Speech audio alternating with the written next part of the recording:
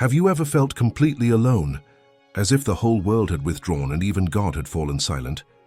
Jacob felt that, on that cold night, lost in the middle of the desert, carrying on his back the weight of guilt and the uncertainty of the future.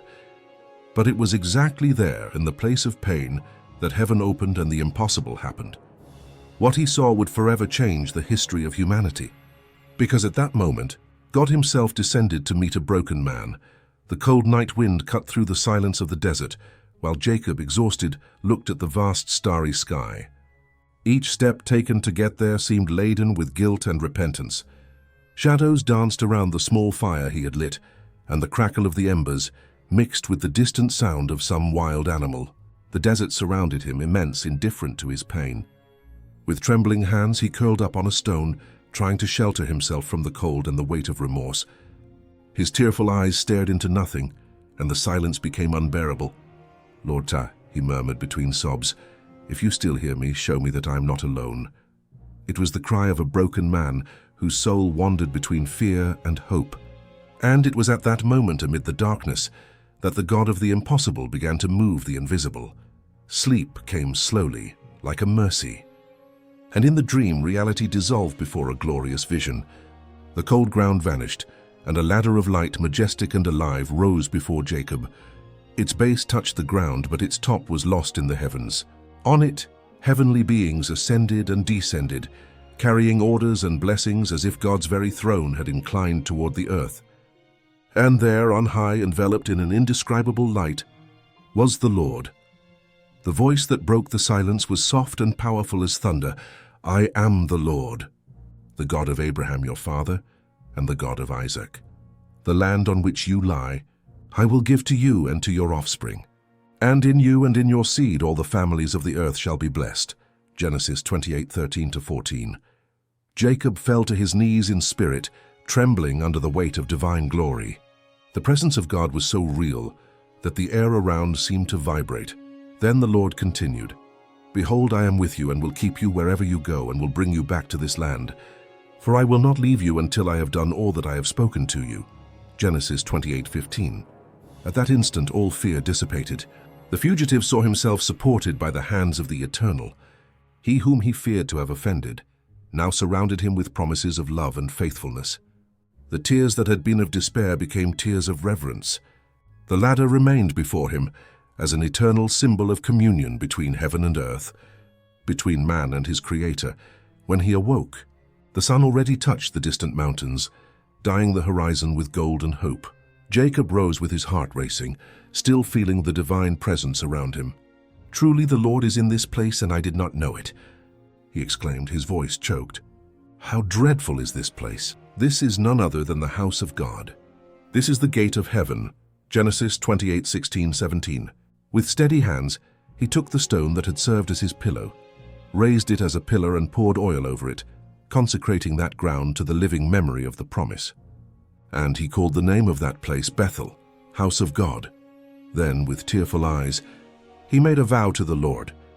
"If God will be with me and will keep me in this journey that I go, and will give me bread to eat and clothing to put on, and I return in peace to my father's house, then the Lord shall be my God.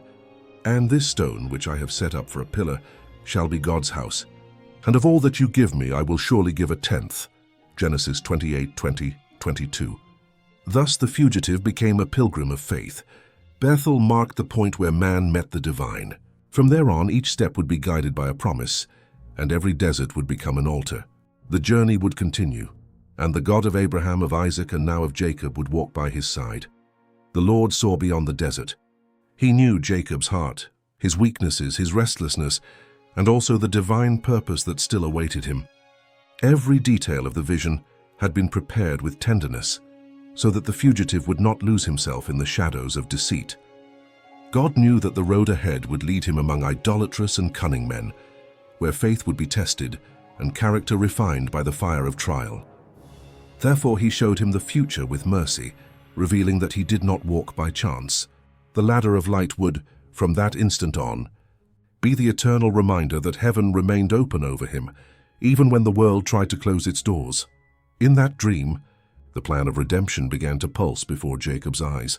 It was not revealed to him in full, for the human heart could not comprehend the whole glory of that mystery. But the essential was shown to him, the way of reconciliation between God and men. The ladder that united earth to heaven represented Christ himself, the mediator, the Son of Man. Centuries later, Jesus would say to Nathanael, "You will see heaven opened, and the angels of God ascending and descending upon the Son of Man." John 1:51. Just as the ladder of Bethel linked Jacob to the throne of God, Christ would link wounded humanity to the source of salvation. It was the silent announcement that divine grace had come down to earth and would never be taken away. Since Adam's fall, sin had raised an abyss between the Creator and his creation. Man, once enveloped by divine presence, now wandered separated from the eternal, unable to hear his voice or behold his glory. But in that dream, Jacob saw the impossible happen. The way had been reopened. Angels ascended and descended, carrying prayers and bringing answers, signs that communion had been restored. Christ, by his own merits, formed the living bridge over the abyss. He united human weakness to the infinite power of God. And Jacob, still without comprehending the full extent of this revelation, kept in his heart the certainty that he was not alone. The awakening came with the serenity of dawn. The luminous forms of the vision had disappeared, but the air around still seemed charged with glory. The traveler raised his eyes to the sky and saw only the silent shine of the stars, witnesses of the meeting between the finite and the eternal. A shiver ran through his body, not of fear but of reverence. Truly the Lord is in this place, and I did not know it. This is none other than the house of God, and this is the gate of heaven. Genesis 28:16-17. Solitude had become a temple, the desert transformed into a sanctuary. The invisible presence of the Most High now dwelt in his heart. Before the sun rose, Jacob got up and looked at the stone that had served as his pillow. That which had supported his weary head would now be an altar of remembrance. Then Jacob rose up early in the morning and took the stone that he had put for his pillows and set it up for a pillar and poured oil upon the top of it. Genesis 28:18. It was the seal of the encounter, the mark of the covenant between the man and the God who had sought him. He called that place Bethel, house of God. And there, with a steady voice and tears in his eyes, he made his vow. If God will be with me and will keep me in this journey that I go, and will give me bread to eat and garments to wear, then the Lord shall be my God. Genesis 28:20-22. The morning breeze blew over Bethel as a testimony. Jacob left there different, no longer as a fugitive but as an heir of the promise. Each step he took echoed the commitment of a restored heart. He carried with him the weight of the blessing and the privilege of the covenant. The ladder remained alive in his mind, reminding him that heaven was not distant but active, present, moving in favor of those who believe. The same God who found him amid guilt would guide him through the weave of the future, shaping in him the character of the chosen people. Jacob did not bargain with God. His vow at Bethel was not born of fear, but of gratitude. The divine promise was already established. The Lord had guaranteed him prosperity and protection. The vow was only the echo of a broken heart, brimming with recognition. He understood that God had rights over his life, and that every blessing received demanded a living response, not out of obligation, but out of love. That morning, before the anointed stone and the wind that still whispered the divine presence, Jacob understood the principle of true worship. To give not in order to receive, but because one has already received everything. And so it is with us. Every deliverance, every silent miracle amid life's storms, is a call to return to God, with gratitude and surrender. What already belongs to Him, what shall I render to the Lord for all His benefits toward me? Psalm 1-16-12. That was the question burning in Jacob's heart as he resumed his journey. The remembrance of the heavenly ladder accompanied him with every step, as a reminder that his life now wholly belonged to the God of his fathers, and the tithe he promised symbolized that total surrender. It was not a barter, but a confession. All comes from you, Lord, and of what is yours we give back to you. The true worshipper recognizes that time, talents and goods are gifts entrusted for the service of the kingdom. Like Jacob, we are invited to transform every blessing received into a gesture of fidelity and love, responding to grace with consecration. Genuine faith is never measured in coins or percentages, but in surrender. Of all that you give me, surely I will give a tenth. Genesis 28:22. These words echo to this day, not as a formula, but as a covenant of love. What offering could be sufficient before the cross? What calculation could measure the price of the bloodshed? Tithes and offerings are not alms, but symbols of the giving of a whole life. The same God who promised not to abandon Jacob now invites every heart to devotion without reserves. Because the love that comes from Calvary does not accept halves, it calls for everything. At the break of a new day, Jacob resumed his walk. Now the road seemed different. The weight of guilt had given way to hope. His staff, once a symbol of flight, had become the emblem of a new beginning. Then Jacob set out and went toward the land of the people of the east. Genesis 29:1. The sun shone on the solitary traveler, and the distant sound of flocks announced that the destination was near. He had no gold, silver, nor servants, only faith and the presence of God. The same God who had guided Abraham's servant decades, earlier now led his grandson, not with caravans and gifts, but with the quiet strength of the promise. The desert opened into green valleys, and soon Jacob saw in the distance a well. It was the meeting place of the shepherds, the heart of each village. He approached, observing 3 flocks lying around the stone that covered the mouth of the well. While he waited, he spoke with the men of the place. And then suddenly he saw something that made time slow down. Rachel was approaching with her father's flock. The sun reflected off the young woman's hair, and the wind played with the fabric of her mantle. Jacob felt his heart quicken. It was as if God himself were guiding every step, turning the ordinary into destiny. Moved by a force he could not explain, Jacob rose, walked to the stone, and alone removed it, the same gesture that before had required the effort of many. He gave drink to Laban's flocks, and when he lifted his eyes met Rachel's. Emotion overwhelmed him. He approached, told her who he was, and wept. The tears fell not only from relief, but from the remembrance of God's faithfulness. After long days of loneliness, he had finally found a face of family. Rachel ran to tell her father, and soon Laban's house opened to receive him. Thus, the fugitive became a guest, and soon the guest would find love, the one God had reserved from the beginning. Jacob's love for Rachel led him to an unusual commitment, shaped by the customs of antiquity. In that time, before marriage was sealed, the groom had to pay a bride price, not as a mere transaction, but as proof of worth and responsibility. It was the way to show he was able to sustain a home, protect his wife, and honor the family that received her. Men without resources could then offer labor to the bride's father as a substitute for payment. Thus, love was tested over time, not just in words. The heart that endured years of service showed its loyalty and its capacity to provide. This custom, when lived in purity, avoided hastiness and revealed the sincerity of affection. But Laban, moved by greed, turned the custom into a trap. He saw in Jacob not only a son-in-law but a source of profit. And while the patriarch served faithfully, the old man plotted to keep for longer the one who prospered everything he touched.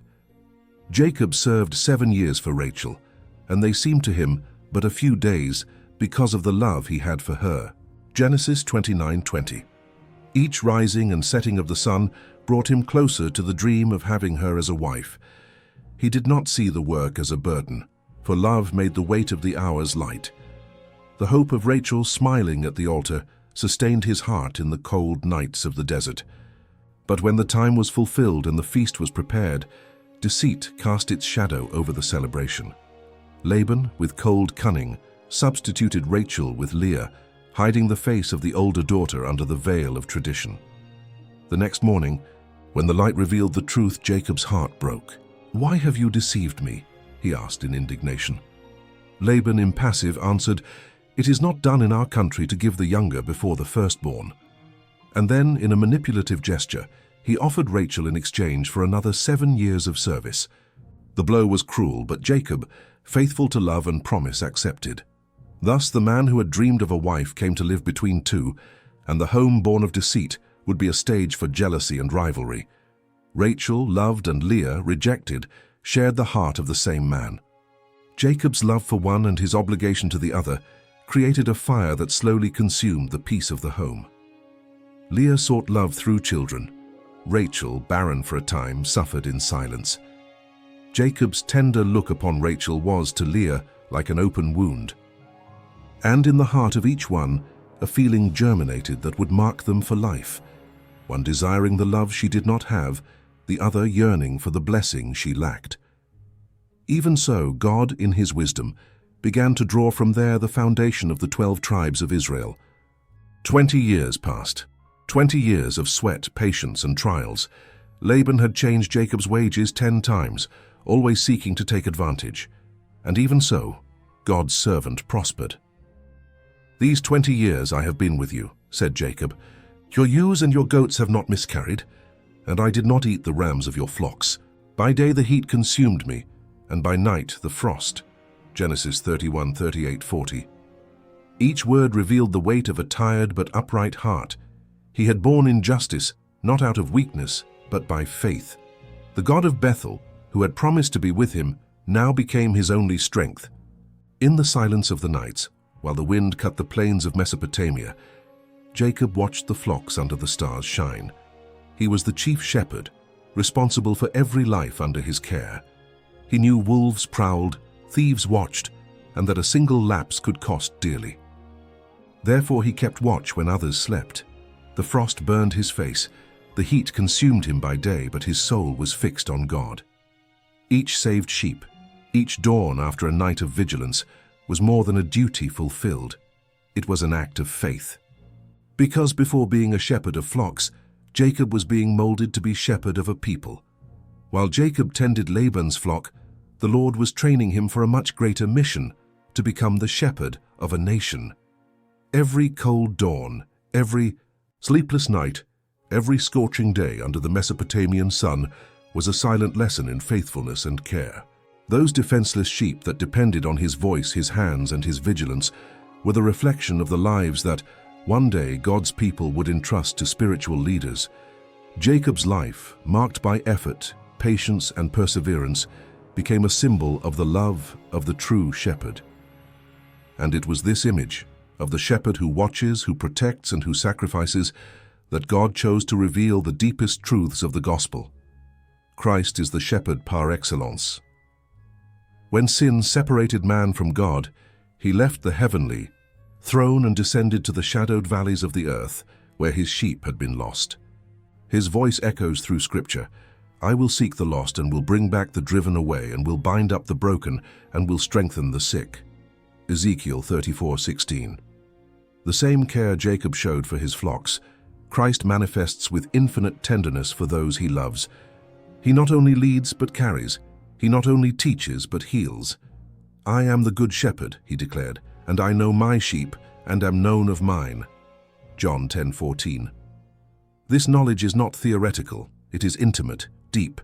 He knows our pains, our falls, and yet calls us by name. But Christ does not work alone. Just as Jacob had helper shepherds under his leadership, the Lord entrusts men and women with the care of his flock on earth.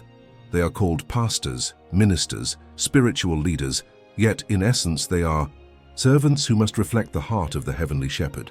The Apostle Peter warns them, "Feed the flock of God, not by compulsion but willingly, not for dishonest gain but with eagerness." 1 Peter 5:2. A true pastor does not seek status, applause, or reward, but saved souls. He stands firm when the wolf approaches, does not flee, does not bargain the truth, because he who loves the shepherd loves his sheep, and he who serves out of love never abandons the field. However, not all who shepherd do so out of love. Christ calls them hirelings, men who care for the flock only while there is advantage. When danger comes, they flee. When the cross appears, they retreat. But the good shepherd remains. He not only faced the wolf, he gave himself up to it to save his sheep. Every pastor who serves in his name is called to that same spirit of sacrifice. For the Lord's flock is not ordinary. It was purchased with the price of the Son of God's blood.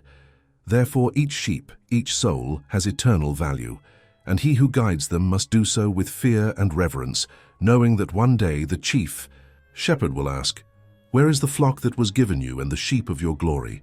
Jeremiah 13:20. That day of accounting will come, and the divine shepherd will examine not the number of sheep, but the love with which they were cared for. Many may present themselves with speeches and titles, but the Lord will look for marks of compassion, patience, and service. Those found faithful will hear the consoling voice, "Well done, good and faithful servant." And as the Apostle Peter promised, when the chief shepherd appears, you will receive the imperishable crown of glory. 1 Peter 5:4. That crown is not made of gold, but of restored lives, of saved souls, of hearts transformed by the power of love. Let all who serve in God's fold remember, the flock is holy, the calling is sacred, and the shepherd, Ihau, is eternal. After many years of labor, Jacob's heart began to long for return to his land. The plains of Canaan called his weary soul. Then, full of courage, he said to Laban, "Let me go that I may go to my place and to my country." Genesis 30:25. But the crafty and greedy father-in-law perceived how much he had prospered through him and begged him to stay. "I have observed that the Lord has blessed me because of you." Vi 27. The same man who had deceived him repeatedly now recognized, though without humility, that God's blessing accompanied that faithful servant. However, envy soon sprouted. Jacob grew wealthy, his flocks increased, and Laban, together with his sons, began to look upon him with hostile eyes. The words murmured by relatives, "He has taken away all that belonged to our father," reached Jacob's ears, and Laban's once friendly face became cold and threatening. Jacob felt danger approaching. His years of patience and faithfulness had built riches, but had also surrounded him with enemies. He knew that if he stayed, his family could be harmed, his goods taken by force. The fear of Esau still haunted him, but the fear of Laban now pursued him closely. Then, amid anguish, he remembered the promise made at Bethel. That night he saw the ladder linking earth to heaven. He took his case to the Lord, and God answered clearly, "Return to the land of your fathers and to your kindred, and I will be with you."